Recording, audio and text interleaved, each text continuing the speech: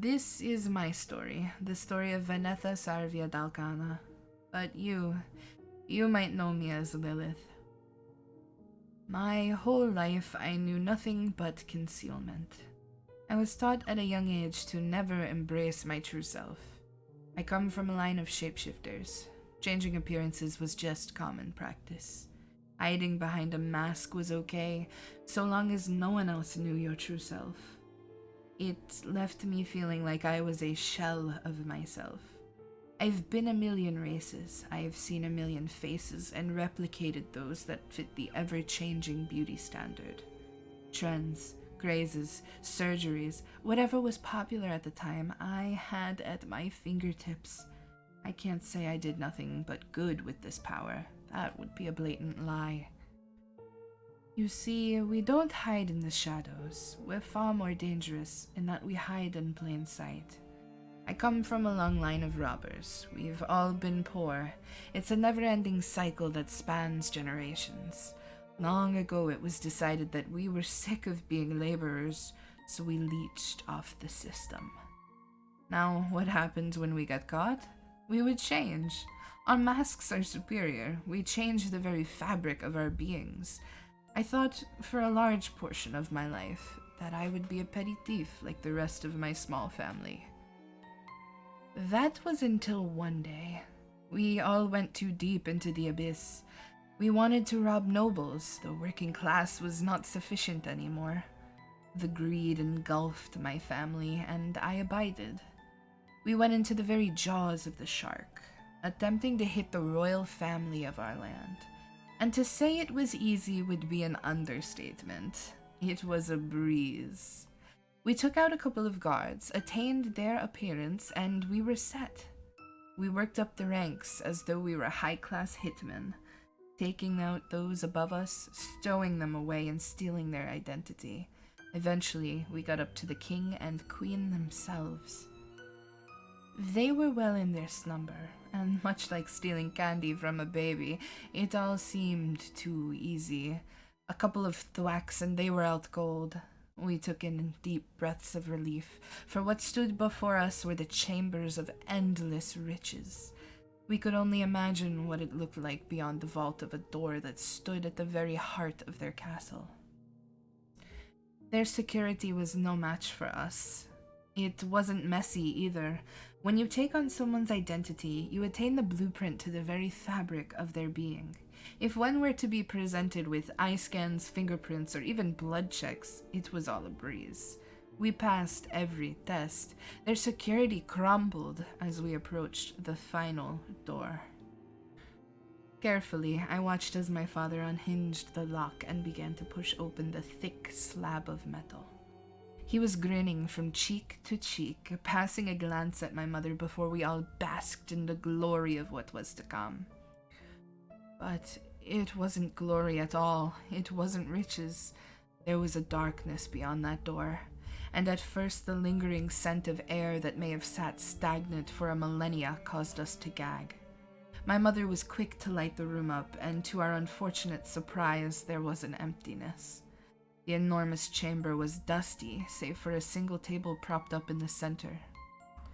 You could say this was when we realized that the fortunes the king and queen were protecting were not fortunes at all. It was something sinister that needed to be protected from the outside world. My mother eagerly approached it as the rest of us stood in anger, sighing at the work that was put in to no avail. Everyone paid close attention to one another. My mother reached the table, brushing off the dust with her hands. It looked ordinary at first, but upon closer inspection, a tiny button could be seen at the upper right corner, and she, having little to no patience, pressed it, not knowing the grave consequence doing so would ensure. A click and the cranking sound of cogwheels emulated from the bottom of the table. The top part unlocked a compartment that was sitting inside a box with something wrapped in a cloth. My mother took up the cloth with shaken hands, turning it to face us and unraveling it. It was a lantern. Her eyebrows narrowed in anger and she hurled it at the floor, watching as it shattered into a million pieces. The rest of us took a step back as my father leaned in to comfort her. After a few moments, we collected ourselves and my family began to list out a plan of potential hits that we could try to ensure the night was a success. As the chatter ensued, I kneeled down, taking a closer look at the lantern and picking up some of the shards. A liquid akin to lava had spread out of the lantern. It was odd. I reached in to touch it, but it began to coagulate, pooling together and raising up. Between the chatter of my family, I could only utter a, "Hey! Hey, look at," before I choked up. My eyes widened, a sharp pain shot throughout my body before I was raised into the air and paralyzed. My breathing was shallow, and what felt like the weight of the ocean rested upon my shoulders. This caught the attention of my family, but without hesitation, all of them were raised into the air and paralyzed, much like me. We were thrown at the walls of the chamber harshly, before being pulled back towards the center. The weight around our necks was unbearable. We could feel the power draining from our skin. The color faded from all of us, and we were forced into our changing forms. The one form you must never show outsiders. The queen hurriedly walked into the chamber, and anger lit up her eyes.